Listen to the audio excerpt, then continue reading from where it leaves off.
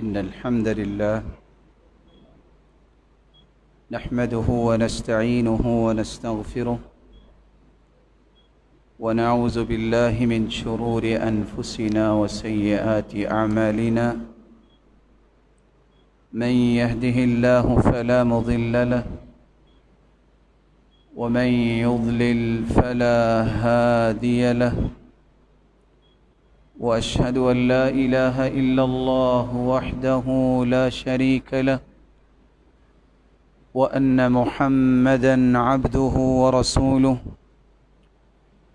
يا أيها الذين آمنوا اتقوا الله حق تقاته ولا تموتن إلا وأنتم مسلمون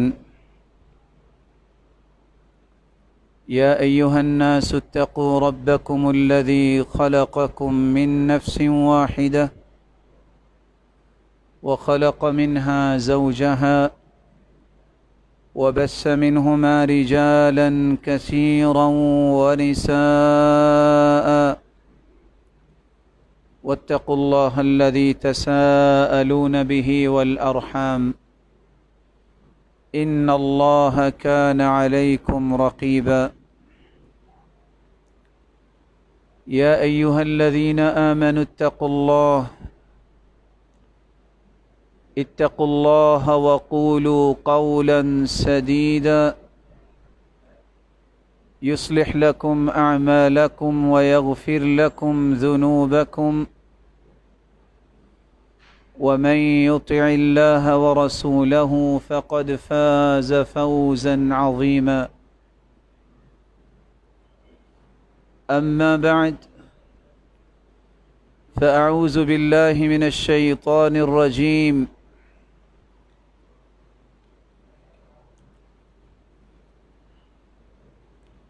الذين إذا أصابتهم مصيبة قالوا إنا لله وإنا إليه راجعون وقال الحق سبحانه وتعالى وإذا مرضت فهو يشفين والذي يميتني ثم يحيين لائق عزت تکریم سامعین مکرم، اللہ ذوالجلال ہم سب کے خالق، مالک اور رازق ہیں۔ وہی قادر مطلق ہے، پوری کائنات پہ اسی کا ہی تصرف ہے، وہ فعال لما یرید ہے، جو ارادہ کرتا ہے اس کو نافذ بھی کرتا ہے۔ آج کل کے ان حالات کے اندر ایک مسلمان کو کیا کرنا چاہیے؟ دسیوں ایسے عنوان بکھرے ہوئے ہیں جن پہ گفتگو کی جا سکتی ہے، لیکن آج کے اس خطبے میں صرف آپ کے سامنے ان 6 باتوں کا تذکرہ کرنا چاہتا ہوں جو ان غمناک حالات میں ایک مسلمان کو اختیار کرنے چاہیے۔ سب سے پہلا کام، بندہ مومن یہ اللہ ذوالجلال کی ملکیت ہے۔ مالک اپنی ملکیت میں کسی وقت بھی جو چاہے تصرف کر سکتا ہے،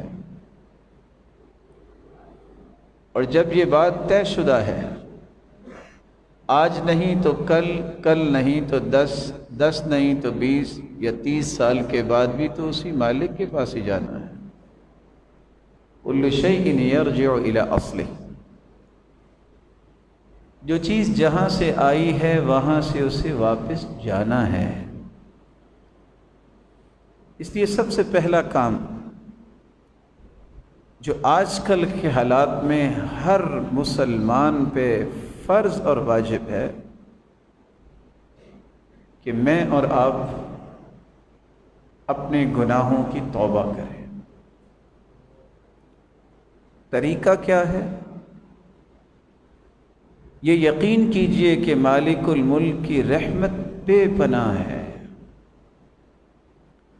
10 نہیں، 10 100 اور 10,000 بھی گناہ آپ کر چکے ہیں تو مالک الملک کی رحمت سے مایوس نہ ہوئیے، اور یہ یقین کر لیجئے کہ اس کے پیغمبر نے جو بات کی ہے اس سے بڑی صداقت روئے زمین پر کوئی نہیں ہے۔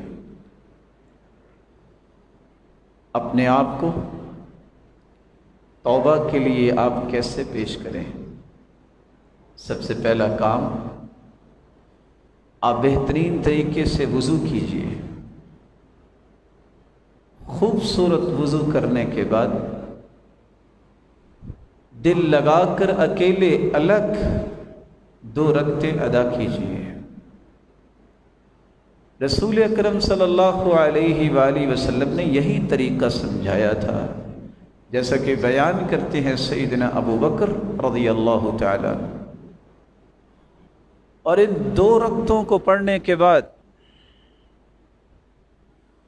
آپ اپنے رب کے سامنے ہاتھ اٹھائیے۔ سب سے پہلے اپنے گناہ کا اعتراف کیجئے، اقرار کیجئے۔ ان العبد اذا اعترف ثم تاب تاب اللہ علیہ۔ بندہ مومن جب اپنے گناہ کا اعتراف اور اقرار کر لیتا ہے تو مالک الملک اسے معاف کر دیتے ہیں۔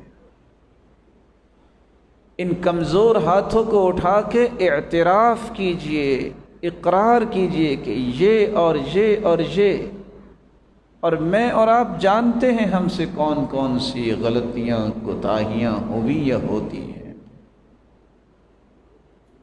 اور پھر اس اقرار و اعتراف کے بعد اپنے رب کے سامنے عزم مصمم ظاہر کیجئے، مالک الملک میں دوبارہ یہ نہیں کروں گا۔ میرے فکر سے، میرے قول سے، میرے عمل سے کسی کو اگر تکلیف یا اذیت اور گزن پہنچی ہے تو میرے مالک مجھے معاف کر دے، اور جن کو تکلیف پہنچی ہے اللہ میں ان کے لیے بھی تیرے سامنے ہاتھ پھیلا رہا ہوں تو ان کے درجے بلند فرما دے۔ رسول اللہ صلی اللہ علیہ وآلہ وسلم کے اس فرمان پہ عمل کرنا یہ سب سے پہلا فریضہ ہے۔ کچھ پتہ نہیں، یہ اللہ ہی جانتا ہے۔ مت سوچیے ان میئرز کو جو میئرز انسانوں نے بنا رکھے ہیں۔ میئرز وہ کنسیڈر ہوتے ہیں شریعت کے اندر جس کو اللہ نے پیش کیا ہے۔ کوئی بیمار ہیں تو 20-20 سال تک اللہ کے پاس نہیں جاتے، کوئی تندرست ہیں تو بیٹھے بیٹھے رب کے پاس چلے جاتے ہیں۔ اس لیے جب اللہ سے ملاقات ہو تو اس حالت میں ملاقات ہو کہ مالک الملک ہم سے راضی ہو چکا ہو۔ دوسرا کام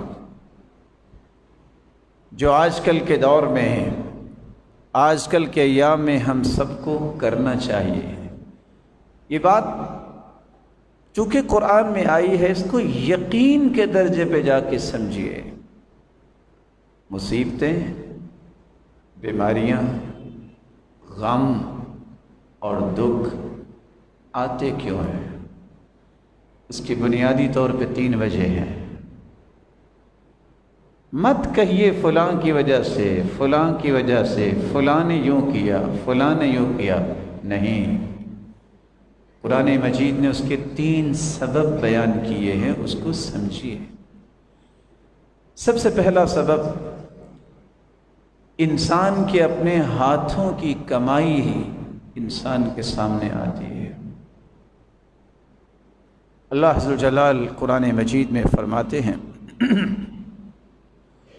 وَمَا أَصَابَكُم مِّن مُّصِيبَةٍ فَبِمَا كَسَبَتْ أَيْدِيكُمْ وَيَعْفُو عَن كَثِيرٍ۔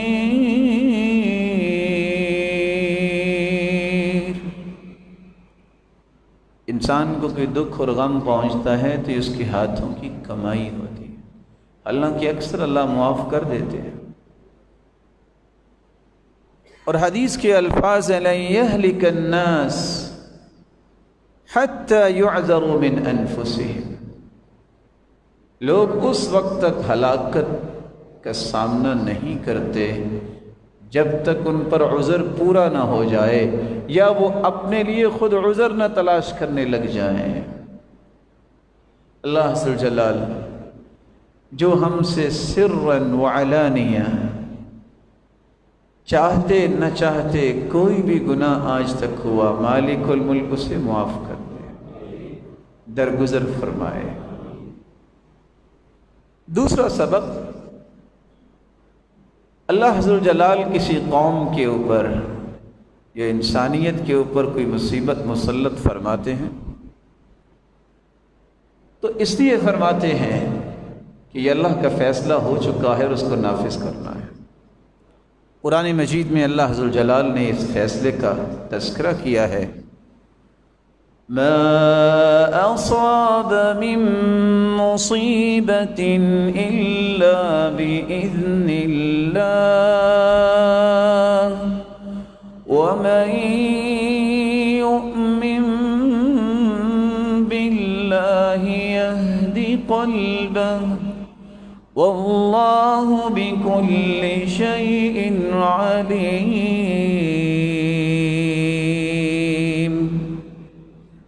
کوئی بھی دنیا میں مصیبت آتی ہے تو اللہ کے حکم سے آتی ہے، اس کی مرضی سے آتی ہے۔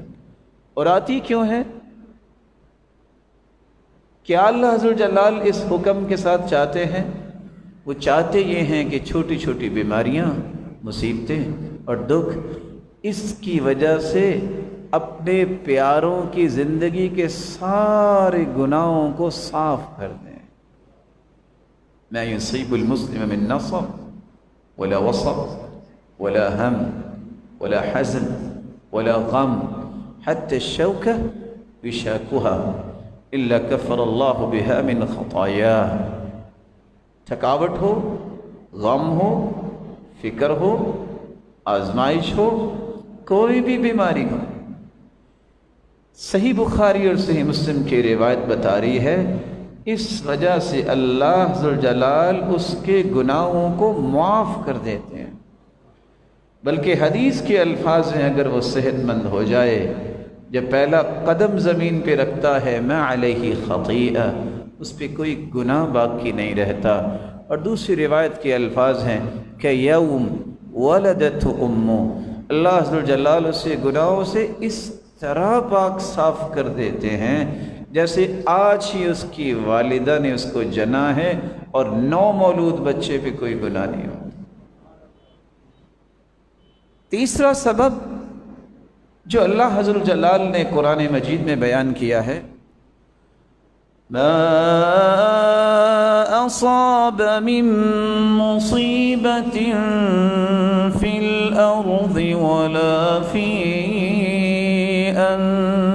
انفسکم الا فی کتاب من قبل ان نبرأها ان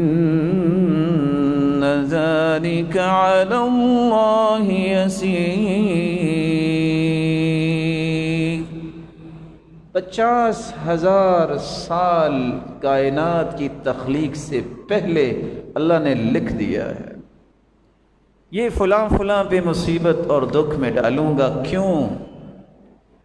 اس لیے حدیث نے اس کی وضاحت کر دی۔ وجہ کیا ہے؟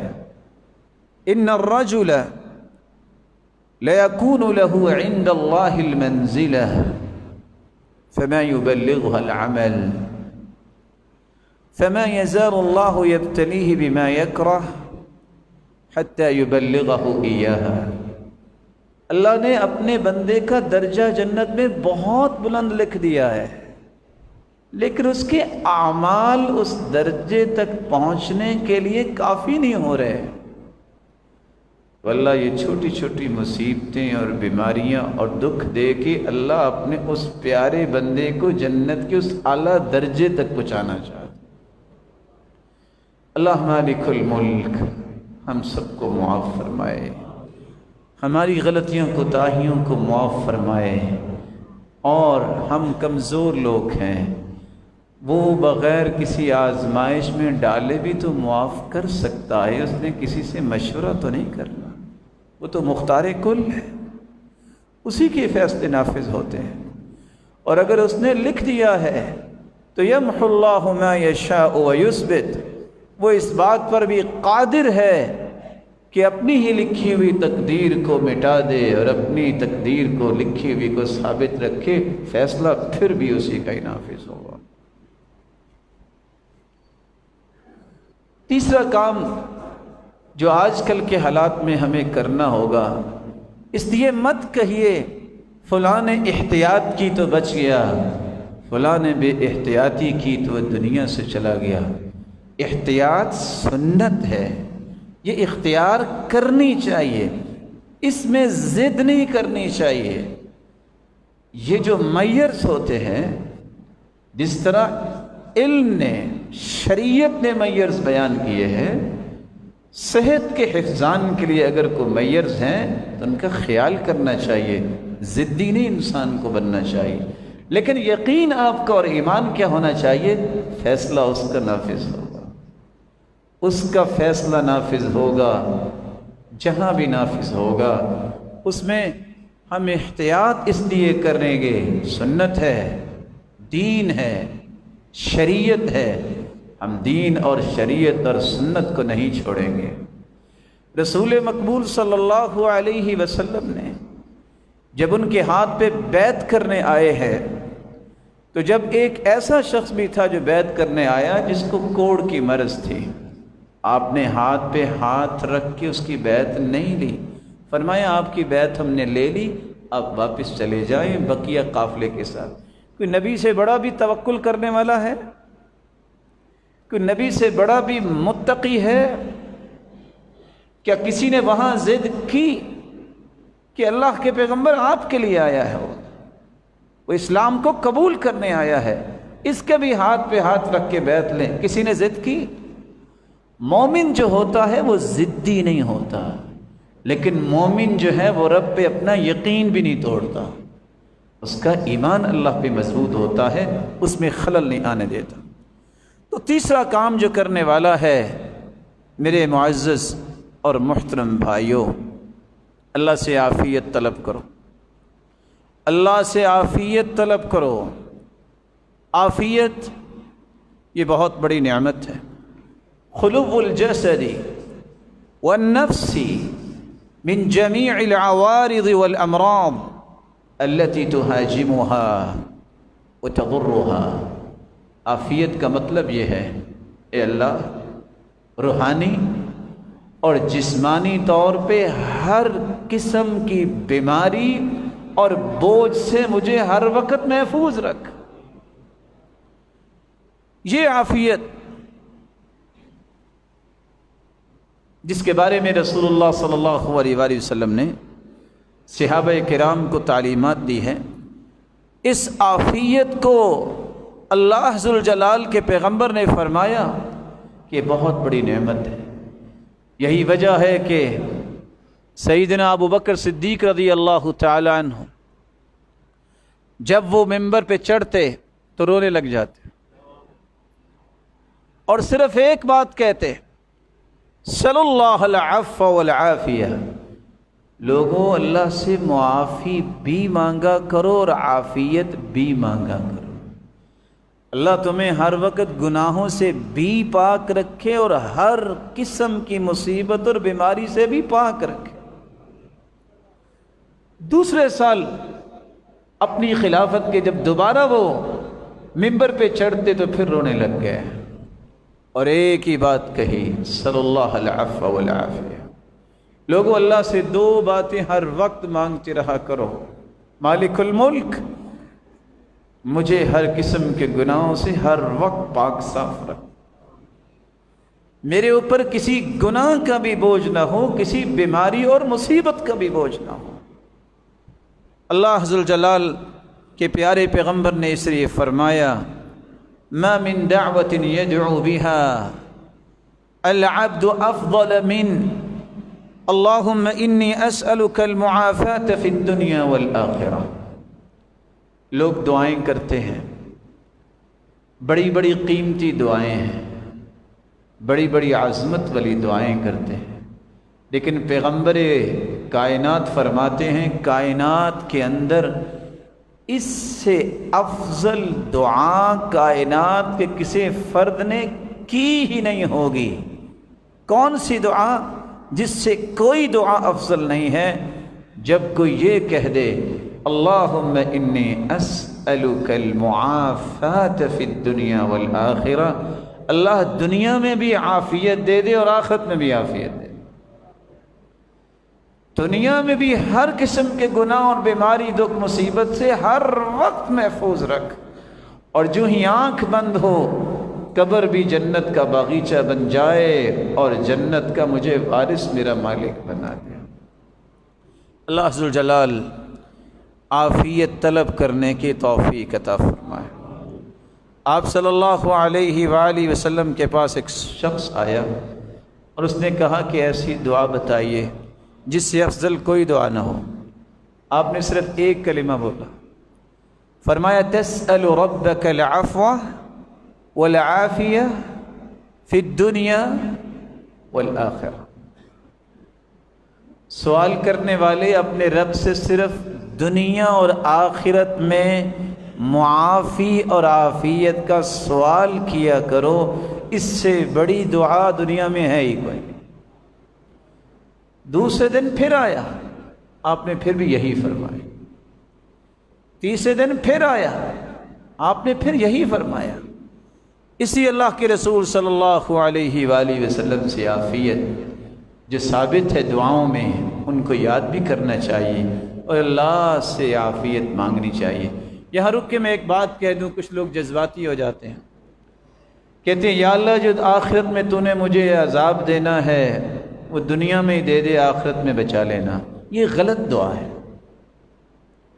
آپ صلی اللہ علیہ وسلم تشریف لائے، صحیح مسلم کی روایت ہے، اور ایک شخص بیماری کی وجہ سے چوزے کی طرح ہو چکا تھا۔ آپ نے پوچھا، آپ نے اپنے بارے میں کوئی بد دعا تو نہیں کی؟ کہا اللہ کے رسول بس میں نے یہی کہا تھا اللہم ما کنت معاقبی بہ فی الآخرہ فعجلہ لی فی الدنیا، اللہ جو آخرت میں سزا دینی ہے دنیا میں دے دے، میری آخرت بچا لینا۔ اللہ کے رسول نے فرمایا تم یہ بھی تو کہہ سکتے تھے یا اللہ دنیا میں بھی بچا دے آخرت میں بھی بچا دے، تم یہ بھی تو کہہ سکتے تھے۔ اس لیے جذباتی مت ہوئیے، مت اس طرح کے الفاظ بولی یا اللہ دنیا میں سزا دے دے آخرت میں بچا لے۔ وہ مالک دنیا میں بھی تمہیں بچانے پہ قادر ہے اور آخرت میں بھی بچانے پہ قادر ہے، تم نے اس کی رحمت کا پھر اندازہ کیا لگایا ہے؟ یہ کہو یا اللہ میں بہت کمزور ہوں تو دنیا میں بھی مجھے بچا لے اور آخرت میں بھی بچا لے۔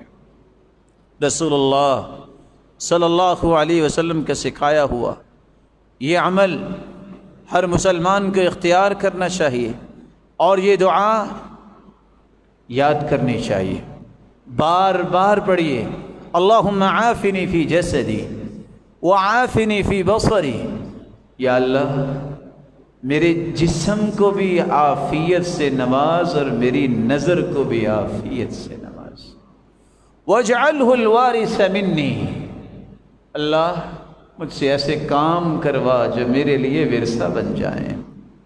لا الہ الا اللہ الحلیم الکریم، سبحان اللہ رب العرش العظیم، الحمد للہ رب العالمین۔ اللہ کے سوا کوئی عبادت کے لائق نہیں، وہی کریم ہے، وہی عرشوں کا مالک ہے اور وہی پوری کائنات کا رب ہے۔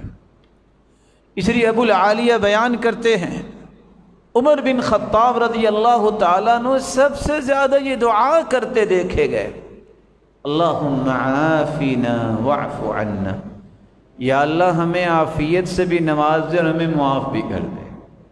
کثرت سے یہ دعائیں کیجیے، اللہ عز و جلال ہم سب کو عافیت سے نواز دے۔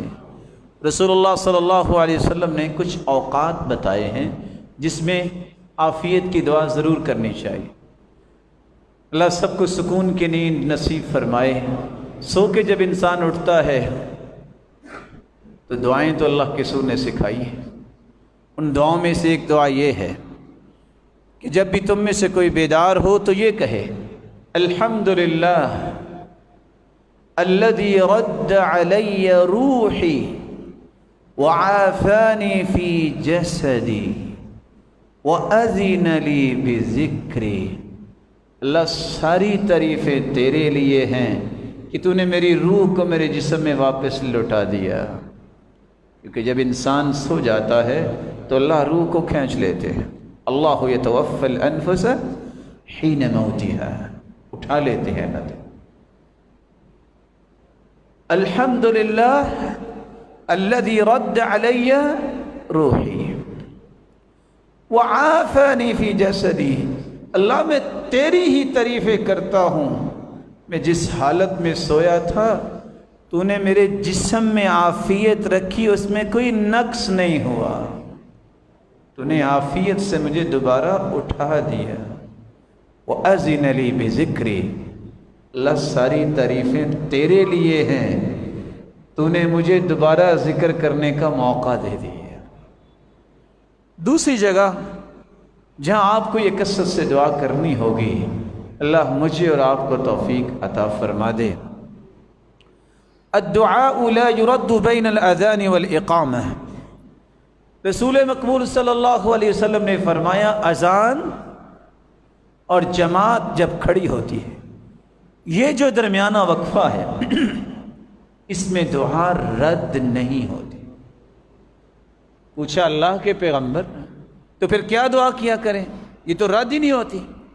تو آپ نے فرمایا صلی اللہ العفو صلی اللہ العافیہ فی الدنیا والآخرہ، تم یہ کہا کرو اللہم انی اسألک العافیہ فی الدنیا والآخرہ، یا اللہ دنیا میں بھی عافیت دے دے اور آخرت میں بھی عافیت سے نواز دے۔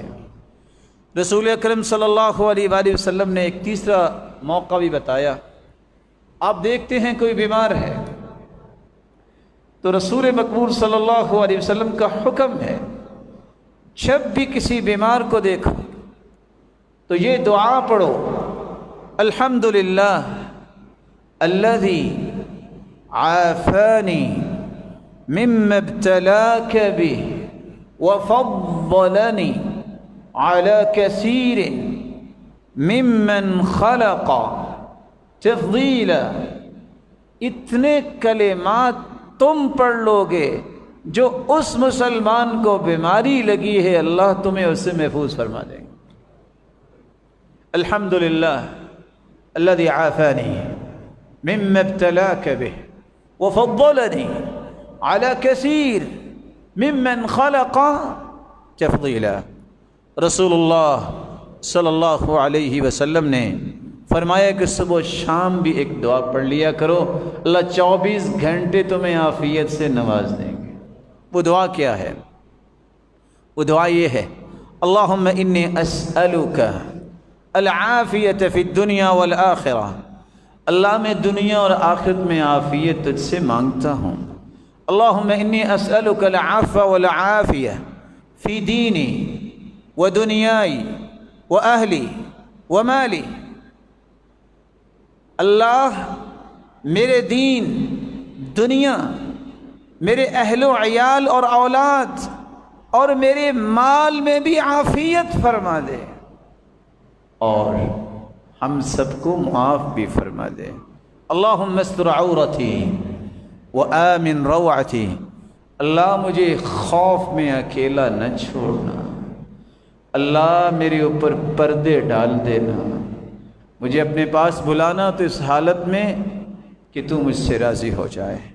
रसूलुल्लाह सल्लल्लाहु अलैहि वसल्लम ने आगे फरमाया, अल्लाहुम्मा अहफ़ज़नी मिन बैनि यदै, अल्लाह मेरे आगे से भी मेरी हिफाजत फरमा, व मिन खल्फ़ी, मेरे पीछे से भी मेरी हिफाजत फरमा, व अन यमीनी, मेरी दाएं तरफ से भी मेरी हिफाजत फरमा, व अन शिमाली, और मेरी बाएं तरफ से भी मेरी हिफाजत फरमा, व मिन फ़ौक़ी, और मेरे ऊपर से भी मेरी हिफाजत फरमा, व अऊज़ु बिअज़मतिका अन उग़्ताल मिन तहती, अल्लाह मैं तेरी आज़मत के साथ तुझसे मांगता हूँ, मेरी हिफाजत फरमाना, मैं पाँव के नीचे से भी किसी मुसीबत में न आ जाऊँ, अल्लाह मेरी नीचे से भी हिफाजत फरमाना।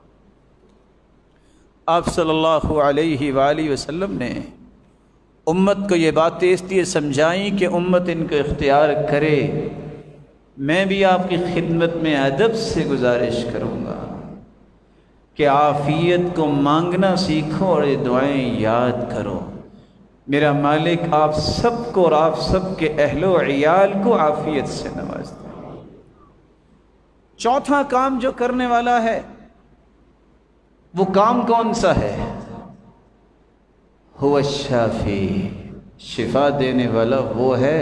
शिफा मांगो तो शाफी से मांगो। जब है ये शिफा उसके हाथ में, जब मालिक ही वो है, तो फिर किससे मांगना चाहिए? उससे मांगना चाहिए। और शिफा के मुताल्लिक मैं आपको चंद 3 उसूल पेश करना चाहूँगा। सबसे पहला उसूल, मोमिन का तर्ज अमल ये होता है कि वो शिफा अल्लाह से मांगता है, क्योंकि वो जानता है अश-शाफी अल्लाह का नाम है। इसलिए जब भी कोई बीमार होता तो सय्यदुल मुरसलीन दुआ क्या करते? अज़हिबिल बअस रब्बन नास वश्फि अंत अश-शाफी ला शिफाअ इल्ला शिफाउका शिफाअन ला युगादिरु सक़मा। अल्लाह तू ही तो शिफा देने वाला है, तू ऐसी शिफा दे कि इसकी बीमारी का नाम ही ना रहे। इसलिए शिफा अल्लाह के हाथ में, ये यकीन कर लो, किसी के हाथ में नहीं है। इसलिए जितना ताल्लुक़ और यकीन मेरा और आपका रब के साथ होगा, उतनी शिफा का हिस्सा मेरी और आपकी ज़िंदगी में ज़्यादा है। दूसरा उसूल, दुनिया में कोई ऐसी बीमारी नहीं, मा मिन दाइन इल्ला वक़द अंज़ल लहू दवाअन, दुनिया में कोई ऐसी बीमारी नहीं जिसका अल्लाह ने इलाज नहीं उतारा। ये कौन कह रहे हैं? ये वो मुबारक ज़ुबान से कलिमात निकले हैं जिस जैसी ज़ुबान आज तक अल्लाह ने पैदा ही नहीं की। तो अल्लाह ज़ुल जलाल जो हम सब के खालिक व मालिक हैं, उसने अपने पैगंबर की ज़ुबान से ये बात समझा दी है कि इलाज हर बीमारी का मौजूद है। लेकिन फ़र्क क्या है? आलिमहु मन आलिमहु व जहिलहु मन जहिलहु। जो जान लेता है, कोशिश करने से बीमारियों की तशख़ीस हो जाती है, डायग्नोस होती है, उसका इलाज भी होता है। और जो कोशिश नहीं करता, जाहिल रहता है, तशख़ीस ही नहीं कर पाता। लेकिन तीसरा उसूल भी याद रखिए, बीमारी की तशख़ीस हो जाए, हर अल्लाह ने इलाज किया है, लेकिन हराम चीज़ से इलाज न करना। इन्नल्लाह लम यजअल शिफाअ उम्मती फीमा हुर्रिम अलैहिम। रब तआला ने जिस चीज़ को हराम कह दिया है ना, उसमें अल्लाह ने असल में शिफा रखी ही नहीं है। उसमें अल्लाह ने शिफा रखी ही नहीं है। इसलिए हराम चीज़ से इलाज मत कीजिए। दवाई लेना सुन्नत है, इलाज करवाना सुन्नत है, शरीयत है, दीन है।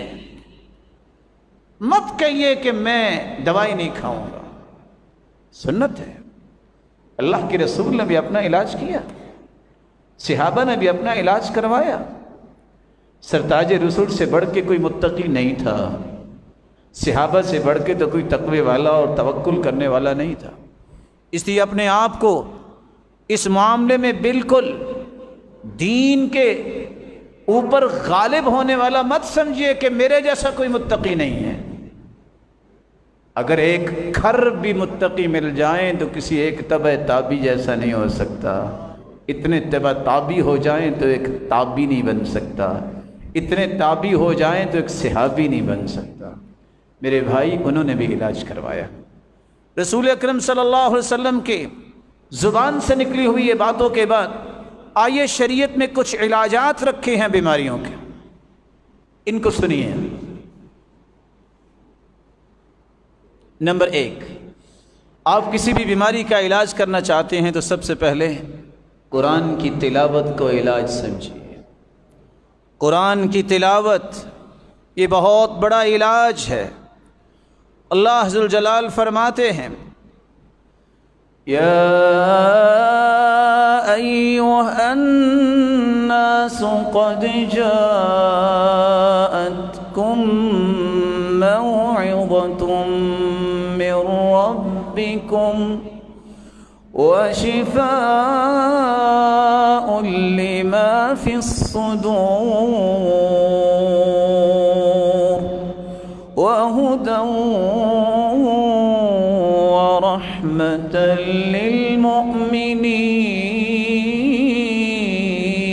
للمؤمنين۔ یہ نصیحت اللہ کی طرف سے آئی ہے، یہ شفا آئی ہے اللہ کی طرف سے۔ کس چیز کی شفا؟ ما فی الصدور۔ سمجھنے کی کوشش کیجئے، ہارٹ کے مسائل، ضیق النفس،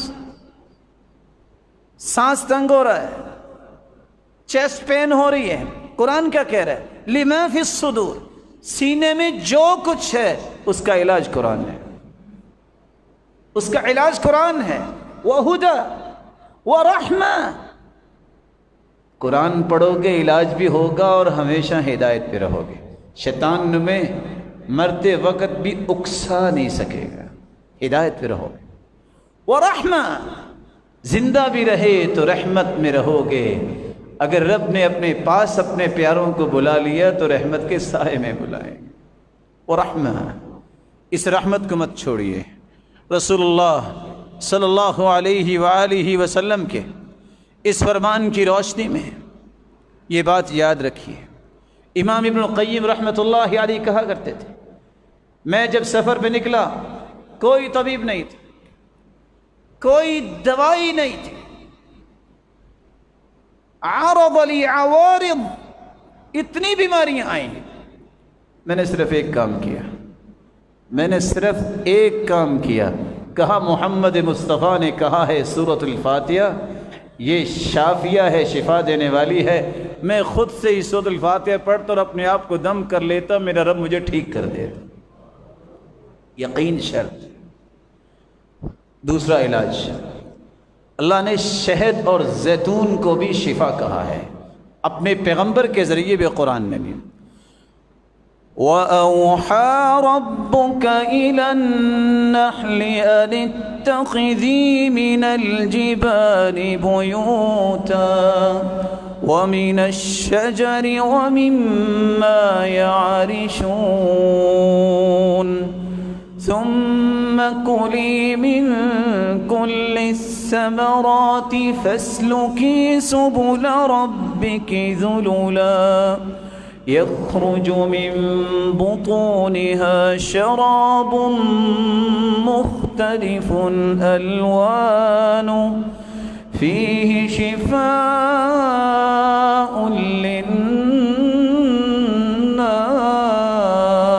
للناس۔ شہد کی مکھی جو بناتی ہے شہد، اللہ نے للناس پوری کائنات کے لیے اس میں شفا رکھی ہے۔ صبح شام گرم پانی میں شہد ڈالیے اور معمول بنائیے۔ زیتون کے چند قطرات اپنے نوز میں داخل کیجئے صبح اور شام، رب تعالیٰ تمہیں بیماریوں سے محفوظ رکھیں گے۔ رسول اللہ صلی اللہ علیہ وسلم کے پاس ایک شخص آیا، کہا میرے بھائی کا پیٹ ٹھیک نہیں ہے، نے فرمایا شہد کھلاؤ، کہا کھلایا ہے ٹھیک نہیں ہوا، کہا پھر کھلاؤ، کہا کھلایا ٹھیک نہیں ہوا، کہا نہیں، صدق اللہ وکذب بطن اخیک، تیرے بھائی کا پیٹ جھوٹ بولتا ہے تیرے رب نے صحیح کہا ہے، یقین کر کے کھلاؤ۔ جب جا کے کھلایا ٹھیک ہو گیا، یقین شرط ہے۔ رسول اکرم صلی اللہ علیہ وسلم نے زیتون اور شہد کے بعد چوتھا علاج عجوا کھجور اور برنی کھجور کھائیے۔ حدیث کے الفاظ من تصبح کل یوم 7 مرات، جو 7 کھجوریں صبح عجوا کی کھا لیتا ہے، لم يضره في ذلك اليوم سم ولا سحر، نہ کوئی زہر اثر کر سکتی ہے نہ جادو اثر کر سکتا ہے۔ اور دوسری روایت میں آتا ہے کہ جو مدینے کی کھجور کھا لیتا ہے یہ لم يضره شيء، دنیا کی کوئی چیز اسے نقصان نہیں دے سکتی۔ رات کو کھا لے تو صبح تک نقصان نہیں ہوگا، صبح کھا لے تو شام تک نقصان نہیں ہوگا۔ عجوا کھجور تو معروف ہے۔ یہ برنی کھجور کیا ہے؟ ایسی کھجور شاید آپ نے دیکھی ہو، احمر مشرب بصفرہ، ہوتی تو یہ سرخ رنگ کی ہے لیکن اس میں زرد زرد اس کا چھلکا بھی ہوتا ہے، لیکن اس کا چھلکا زیادہ ہوتا ہے، کثیر اللحا، لیکن مٹھاس اس میں بہت ہوتی ہے۔ آپ صلی اللہ علیہ وسلم نے فرمایا یہ کھجوریں بھی کوئی کھا لے، یذہب الداء ولا داء فی، جس بیماری کے لیے کھاؤ گے اس کھجور میں کوئی بیماری نہیں، یہ بیماری کو لے جاتی ہے۔ آپ صلی اللہ علیہ وآلہ وسلم نے چھٹا علاج یہ بتایا ہے، ماء زمزم لما شرب لہ، جس نیت سے زمزم پیو گے رب تعالیٰ اس کو پورا کر دیں گے۔ یہ شفا بھی ہے بیماریوں سے، یہ غذا بھی ہے اگر کچھ کھانے کو نہ ملے۔ رسول اللہ صلی اللہ علیہ وسلم کے اس فرمان کی روشنی میں امام ابن القیم فرماتے ہیں، مکہ میں رہا، میں کوئی طبیب نہ مل سکا، بیمار ہو گیا، میں نے صرف ایک کام کیا، آخذ شربۃ من ماء زمزم، میں زمزم کا ایک گلاس لیتا، خود ہی سورۃ الفاتحہ اس پہ پڑھتا اور پی لیتا اور اللہ مجھے شفا دے دیتے۔ ماء زمزم لما شرب لہ، زمزم یہ ہر چیز کے علاج کے لیے اور ہر نیت کو پورا کرنے کا اللہ نے یہ ایک بہت بڑا تحفہ دیا ہے۔ شری دم کریں، 8واں علاج، اور یہ دم سیکھیے۔ اعیذک، صبح و شام اپنے بچوں کو دم کیجیے، اعیذک بکلمات اللہ التامہ من کل شیطان وہام ومن کل عین لام۔ اپنے آپ کے لیے پڑھیے، بسم اللہ الذی لا یضر مع اسمہ شیء فی الارض ولا فی السماء وهو السمیع العلیم، صبح و شام 3 مرتبہ پڑھیے۔ اعوذ بکلمات اللہ التامات من شر ما خلق، صبح و شام 3 مرتبہ پڑھیے۔ اللہ اللہ ربی لا شریک لہ، جس بھی غم اور بیماری میں انسان پڑتا ہے اللہ اسے دور فرما دیتا۔ یا حی یا قیوم برحمتک استغیث، یہ دعا پڑھیے، دم کیجئے، بسم اللہ ارقیک من کل شیء یؤذیک من شر کل نفس او عین حاسد، بسم اللہ ارقیک واللہ یشفیک۔ یہ دعا پڑھیے، لا الہ الا انت سبحانک انی کنت من الظالمین۔ یہ دعا یاد کیجئے، اللہم انی اعوذ بک من منکرات الاخلاق والاعمال والاہواء والادواء، یا اللہ برے اعمال، برے اخلاق، بری بیماریوں اور بری خواہشوں سے میری حفاظت فرما دے۔ یہ دعائیں یاد کیجیے۔ اور ساتھ رسول اللہ صلی اللہ علیہ وسلم نے 9واں علاج بتایا، کلونجی کا استعمال کیجیے، صحیح مسلم کی روایت ہے، ما من داء الا فی الحبۃ السوداء منہ شفاء الا السام، سوائے موت کے اللہ نے اس میں ہر بیماری کا علاج رکھا۔ اور صحیح مسلم کی روایت، اس کلونجی کا استعمال آپ کھانے میں بھی کیجیے، اس کا قہوہ بھی بنا کے پیجیے۔ اور آپ صلی اللہ علیہ وآلہ وسلم نے تو یہ بھی فرمایا تھا، علیکم بالسنا والسنوت فإن فیہما شفاء من کل داء الا السام، سنا مکی اور شہد ملا کر اس میں سوائے موت کے ہر بیماری کا علاج۔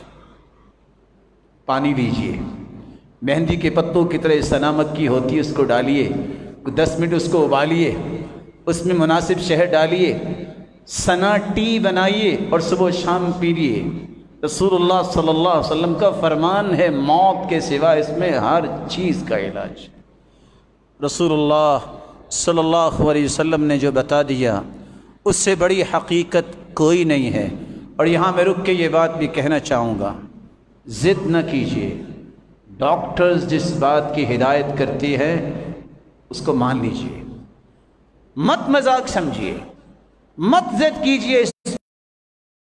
نہیں، جو میئرز کسی چیز کے ہوتے ہیں ان کا خیال کیا جاتا ہے، اور دعا کیجیے اللہ ان کی بھی حفاظت فرمائے، وہ جس جگہ پہ کھڑے ہیں اور کوشش کر رہے ہیں، مالک الملک ان کی بھی حفاظت فرمائے اور آپ سب کی بھی حفاظت فرمائے۔ وآخر دعوانا الحمدللہ۔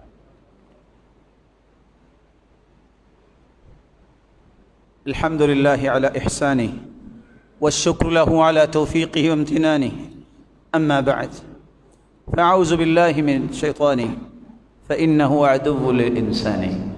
5ویں بات اور 6ٹھی بات کر کے میں بات کو ختم کرتا ہوں۔ آپ نے یہ سنا کہ ہمیں سب سے پہلا کام توبہ کرنے ہے۔ آج وقت ہے، ایک وقت آئے گا یہ وقت ختم ہو جائے گا۔ اس سے پہلے قبل ان تصف علینا اللبنات، اس سے پہلے کہ ہمارے اوپر وہ ٹائلیں آ جائیں جس کے بعد ہم دنیا سے غائب اور دنیا ہم سے غائب ہو جائے، اس سے پہلے توبہ کر لیجیے۔ دوسری بات، ہمیں یہ جاننا چاہیے کہ مصیبتیں کیوں آتی ہیں، اللہ کے حکم کے بغیر کچھ نہیں ہوگا، یقین کر لیجیے۔ تیسری بات، رب تعالیٰ سے عافیت مانگیے، اس سے بڑی نعمت کوئی نہیں ہے۔ چوتھی بات، شفا شافی سے مانگیے اور اس کے پیغمبر کے بتائے ہوئے طریقوں کو اختیار کیجیے، اور ان طریقوں میں ایک طریقہ یہ بھی ہے احتیاط کیجیے، یہ سنت ہے، ضد نہ کیجیے۔ اور 5ویں بات، اگر دنیا سے کچھ چلا جائے تو پھر صبر بھی کیجیے، مت کہیے جو لوگ کہا کرتے تھے اسلام سے پہلے ہمارا پہاڑ چلا گیا۔ میں جانتا ہوں آپ صحیح العقیدہ لوگ ہیں، اور حسن بصری کہا کرتے تھے جب کوئی عالم، موت العالم سلمۃ فی الاسلام لا يسدها شيء ما اختلف اللیل والنہار، جب کوئی علم والا دنیا سے چلا جاتا ہے تو یہ اسلام کے اندر اتنا شگاف آ جاتا ہے، دن رات لگے رہیں وہ شگاف پر نہیں ہوتا۔ لیکن اللہ کے رسول نے اس لیے فرمایا تھا کسی کو صبر نہ آئے فلیعز بی، میری موت کو یاد کر لے۔ مت ایسے کلمات کہیے گا کہ جس سے رب ناراض ہو جائے۔ یاد کیجئے 70 صحابہ جو ہیں احد کے مقام پہ اللہ کے پاس چلے گئے، صحابہ پہ کیا گزری ہوگی؟ 70 قراء کو شہید کر دیا گیا ایک ہی وقت میں، کیا گزری ہوگی؟ اور یہ بات تو کسی کو بھی بھولی نہیں ہے، جب اللہ کے رسول دنیا سے گئے تو دنیا کی حالت کیا تھی۔ سیدہ عائشہ کہتی، سیدہ فاطمہ کہتی تھی نا، صبت علی مصائب لو انہا صبت علی الایام سرن لیالیا، اتنی مصیبتیں ہم پہ ٹوٹ پڑی کہ اگر دنوں پہ ٹوٹ پڑتی تو دن رات بن جاتے۔ صبر کیجئے، انما یوفی الصابرون اجرہم بغیر حساب، بے حساب اجر ان کو ملتا ہے جو صبر کرتے ہیں۔ صرف دعا کیجئے، مولا کریم ان روشن ستاروں کو تو نے چمک اور دمک دنیا میں بھی دی تھی، جنت میں بھی ان کو سب سے اعلیٰ مقام عطا فرما دے۔ اور ساتھ ہی میں چھٹی بات کر کے بات کو ختم کرتا ہوں۔